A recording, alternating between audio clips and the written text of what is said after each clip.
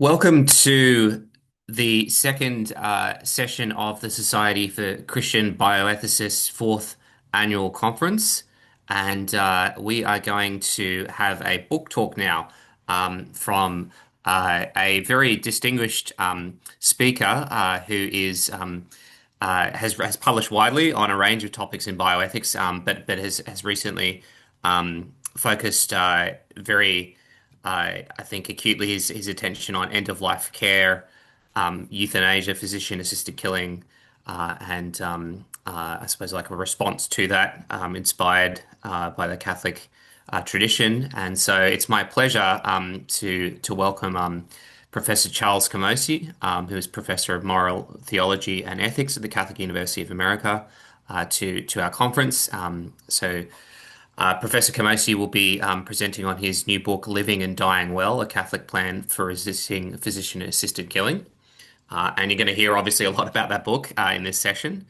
So I won't go too much into the details about the book, other than to note that I live in Australia and work in Australia. And unfortunately, we are at a bit of an extreme on this topic of physician-assisted killing. And I think something like Charlie's book is a really important intervention into the culture globally, given how unfortunately a lot of jurisdictions have not only legalized euthanasia but broadened eligibility and access criteria in recent years. Very grateful for Professor Kamosy's work in this area. I'll just read a brief bio and then we can get underway. Charlie Camosy teaches moral theology and bioethics at the Catholic University of America. Before that, he spent 3 years teaching bioethics at the Creighton School of Medicine and moral theology at St. Joseph's Seminary in New York.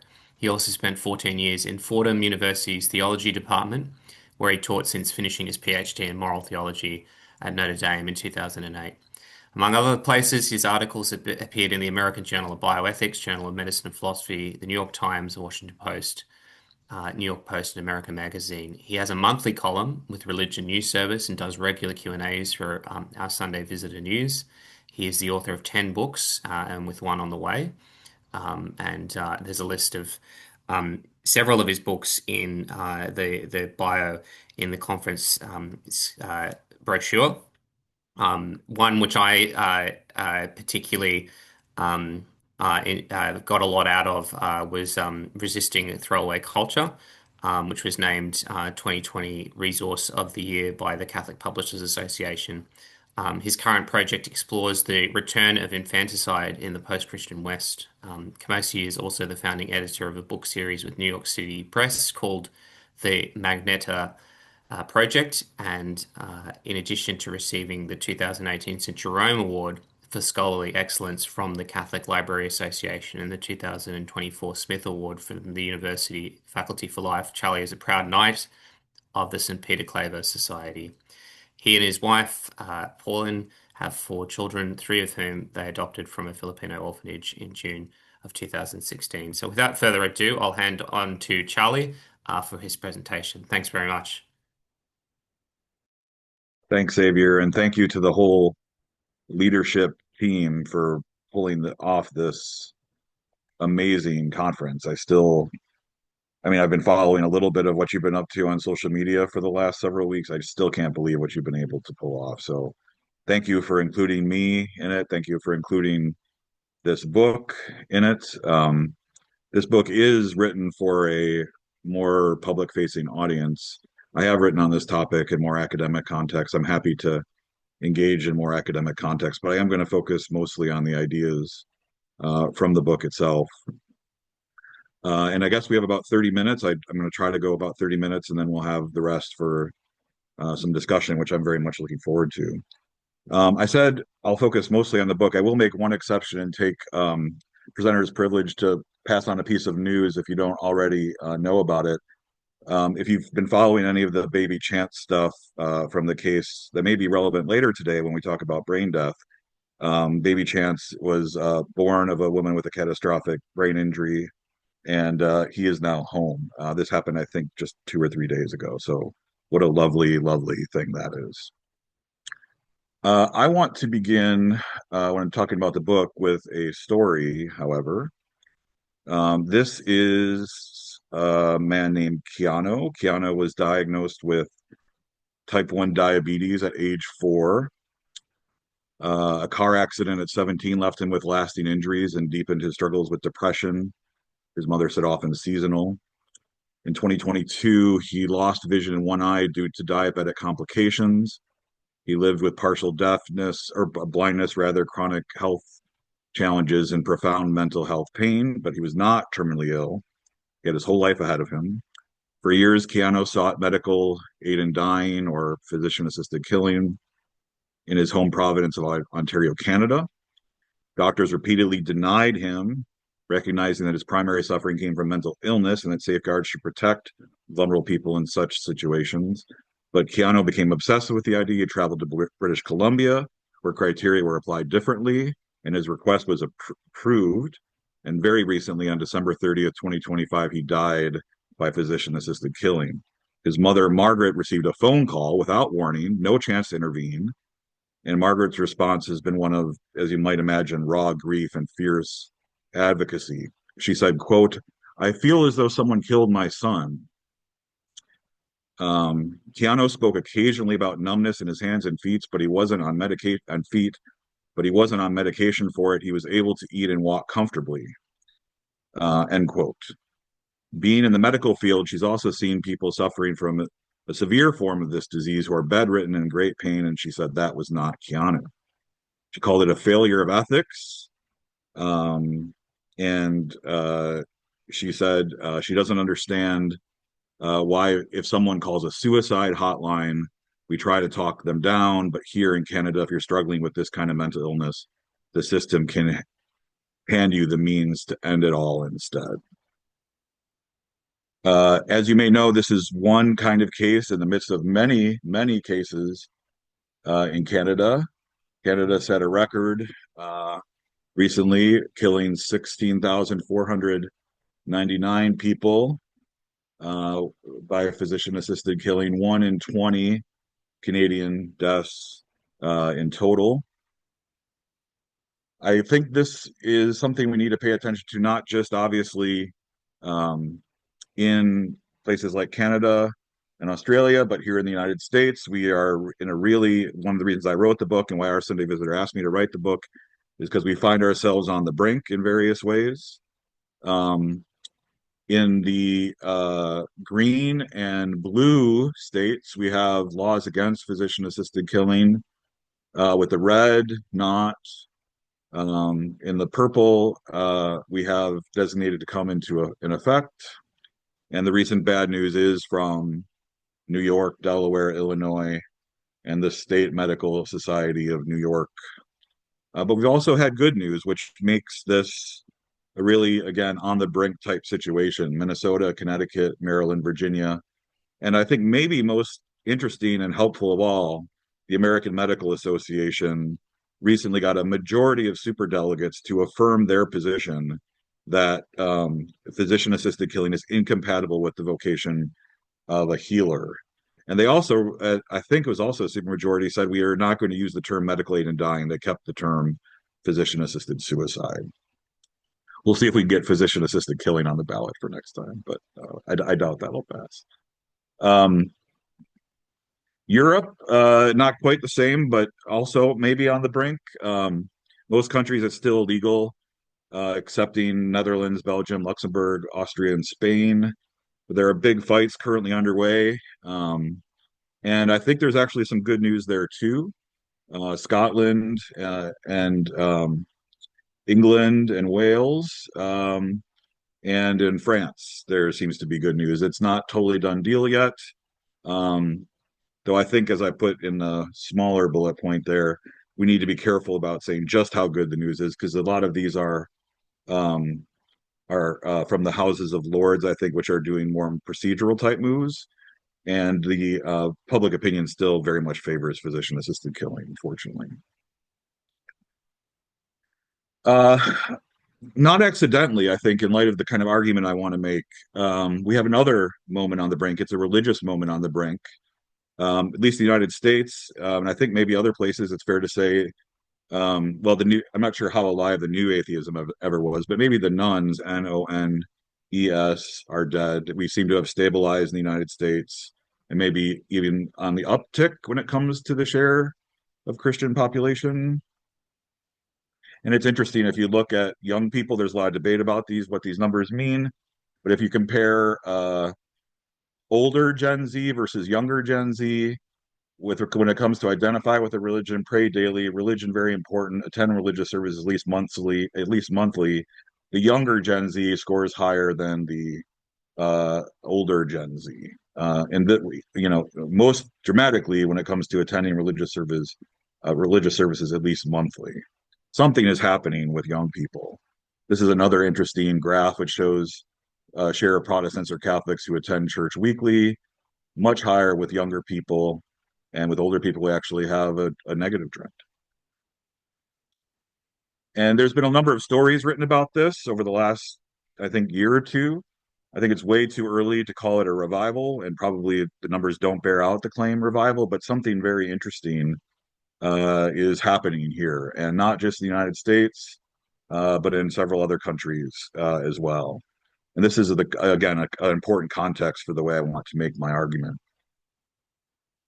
I'll also just throw in here this very interesting essay that I make my students read early on in our course so they don't feel alone. Gen Z is really nostalgic for a previous time. I mean, this article is mostly about technology, but I think it's also very interesting to think about the ways in which Gen Z is nostalgic or at least open to older traditions, older ways of thinking, especially given what they're faced with, uh, has presented them with a life that is not flourishing at all in many cases.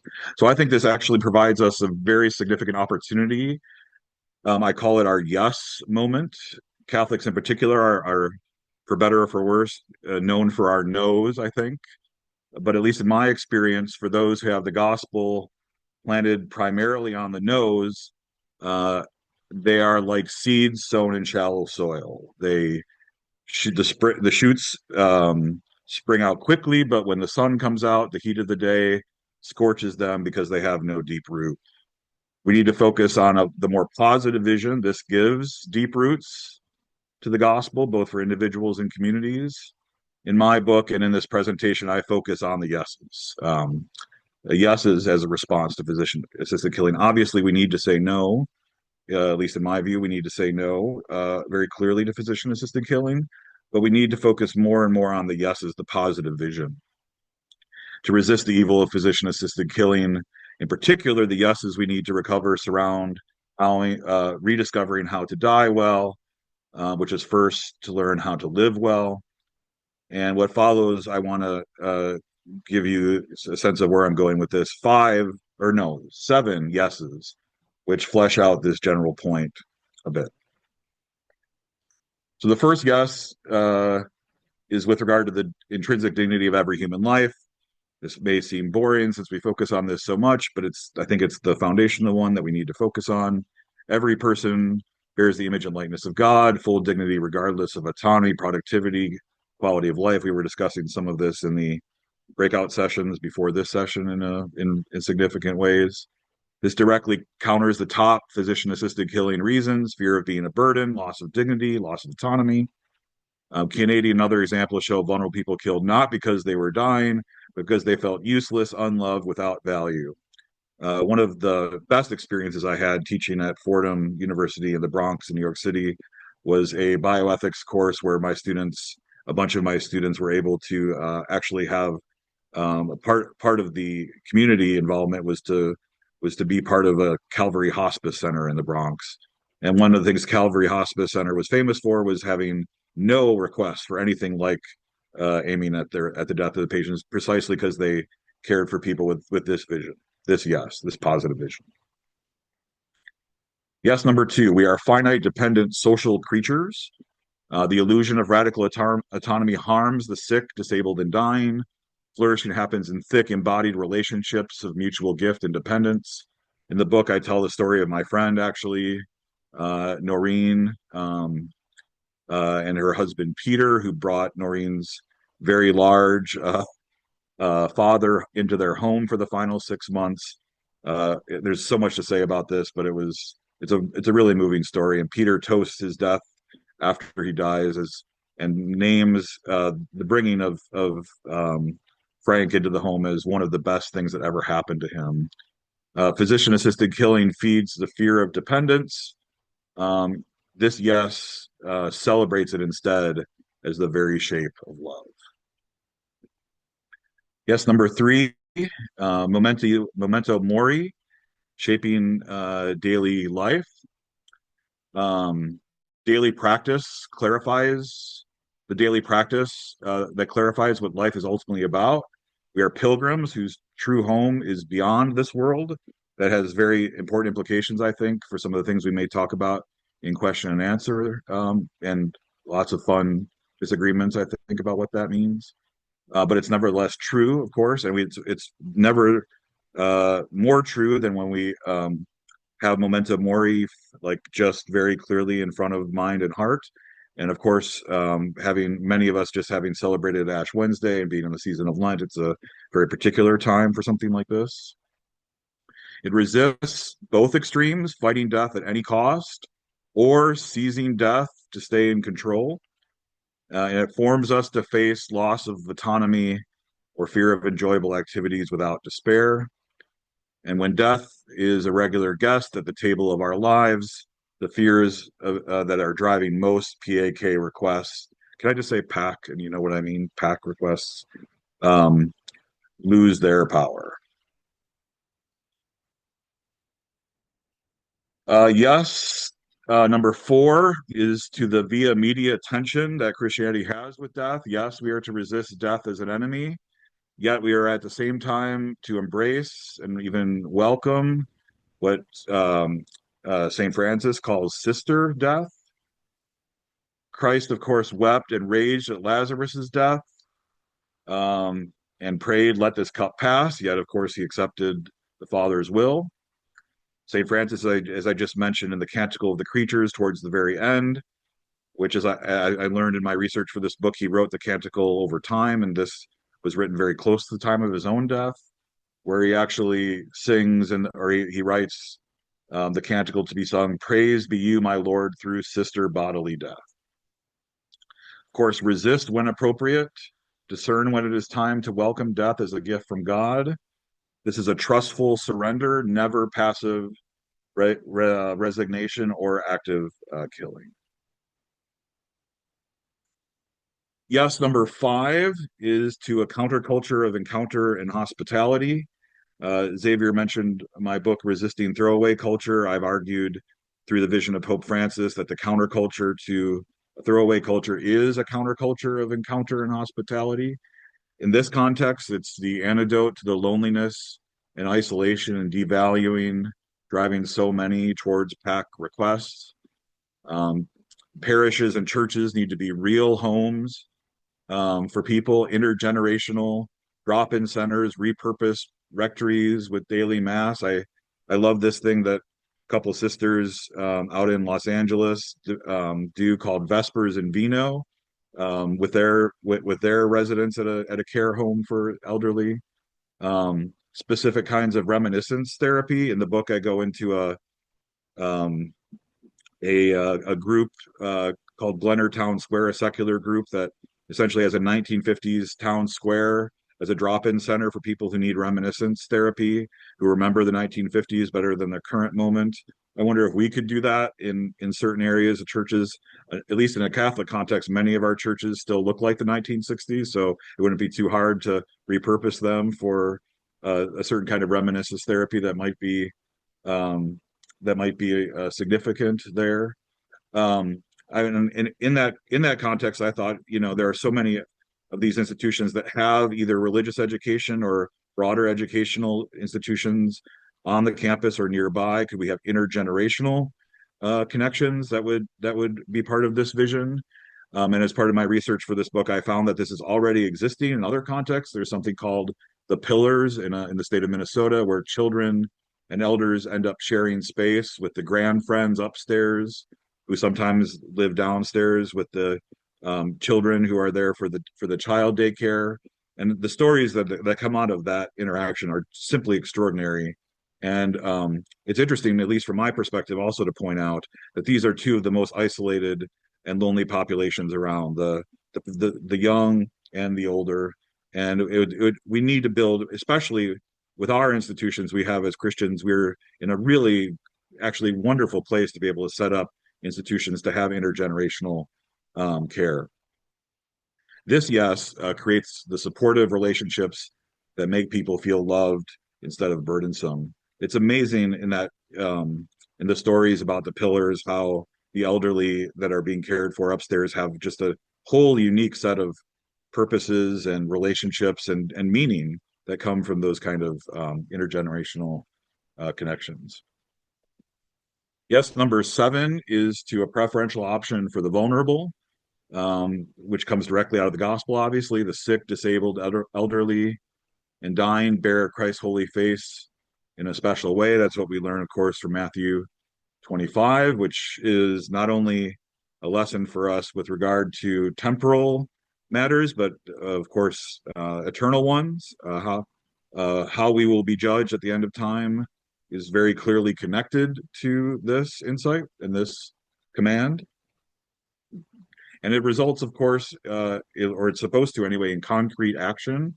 Um, and in this context, I think about home care, home-based care advocacy, especially for those who otherwise get pushed outside to horrific care homes that are way understaffed and who are often riddled with residents who are given antipsychotic drugs as chemical straitjackets, even though they do not have any kind of psychosis, which doubles their chance of dying in addition to being totally inhumane.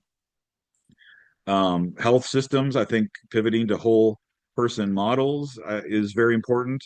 I've done a lot of writing. In fact, I wrote a whole book on nursing bioethics, which emphasizes just how important the role nurses need to play. This is often bioethics, I think, can be focused on doctoring in a way that's unhelpful. We need to really think about how nurses would be employed, could be employed, should be employed in health systems, pivoting to whole person models. And of course, local churches doing their thing as well. This is important because, and I hope this has been a theme that's at least been not too far below the surface. Let me make it explicit. What I'm proposing here is really something that I try to do throughout my career, which is try to marry both pro-life and social justice concerns coming out of Christian contexts. I find the pro-life social justice binary fight to the death that often occurs in our cultures, and especially when it's in the churches, to be supremely unhelpful. And this is a classic example of something that resists that, I think, in a profound way. Pack discards the inconvenient. We talked about that through throwaway culture. This, yes, says the inconvenient are our privileged guests. Indeed, they are Christ himself visiting us. And finally, yes, number seven, dying like a monk. I learned so much about in researching for this book about monastic life and how it keeps momentum, how it almost always keeps momentum mori at the center. Death shapes every day, every decision, even how monasteries are designed. Going way back to the Middle Ages, monasteries were designed so that in the infirmary or other places where people were dying, there would always be somebody to be next to the monk who was dying, who would sleep there with him and not let him be alone and die alone. Countercultural rhythm, obviously, in monasteries. We already mentioned the praising God through sister death, rejecting throwaway isolation. The spirit of this, I think, is lived out in at least some of the Catholic care homes I researched, Little Sisters of the Poor and others, and the friar communities that model a thick, joyful community even at life's end. It was kind of extraordinary, actually, how it was in many cases the stories of the monks. The word celebration of life is thrown around a lot in our context, and maybe that's more than just a euphemism. But for the monks, it certainly was not a euphemism at all, and it isn't. The monks don't deny death; they befriend it. Their communities show us how to die surrounded by love, instead of by cold institutions or even robots. And I think this is a very important thing for us to talk about. I didn't want to focus this on the nose, obviously, but we need to say no to robot care in these contexts very explicitly if we're going to affirm this yes. I was just talking with my nursing students yesterday about robots used specifically in dementia care contexts. And while they may have a role to play, a minor role to play, the slouch, which we're already seeing towards them becoming quote unquote caregivers or trying to somehow fool especially dementia populations into thinking they're having a relationship with an actual human person or a person of some kind is offensive and not befitting what we owe these populations if we consider them to be our equals, our and not just our equals, but again, bearing the face of Christ in a special way. Okay, final thought. And this gets back to the what the stuff about the particular option we may have here as Christians in the current culture. And I realize there are people from all over the world here. So please, in the question and answer, if you have a different context, um, I'm aware of different contexts, but I'd like to hear your context, especially if it offers a different insight. But I think this vision has serious evangelical potential, particularly as our elder care dementia crises take hold. Number of people with dementia in the next 20 years is going to double if the current numbers are to be believed, the current trajectories, and it's going to triple in the next 30 years. We're already giving this population chemical straitjackets, which double their chances of death. I really worry that if these numbers continue on the way we're going here, we don't change the kinds of things that I was just discussing. We're going to have mass physician assisted killing, mass pack in response to the dementia crisis.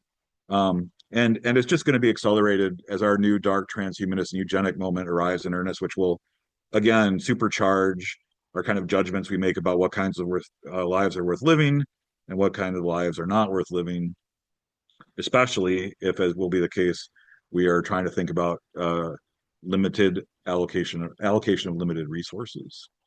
But many, and again, this gets back to the kind of numbers I was trying to suggest at the beginning of my remarks, many whose whose life, is constituted by a heart of stone, nevertheless sense that something is wrong or at least off. This is at least my experience in engaging with people who think very differently than I do about this.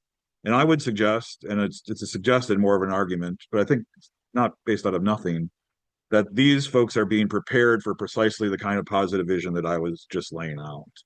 Um, in fact, to me, it's so interesting. This isn't the context in which I'm talking about here, but I'm doing more and more work on AI and transhumanism. And the more people I talk to who work in these spaces, the more I am shocked actually by how interested they are to get a theological perspective and to take it seriously and to want to engage it.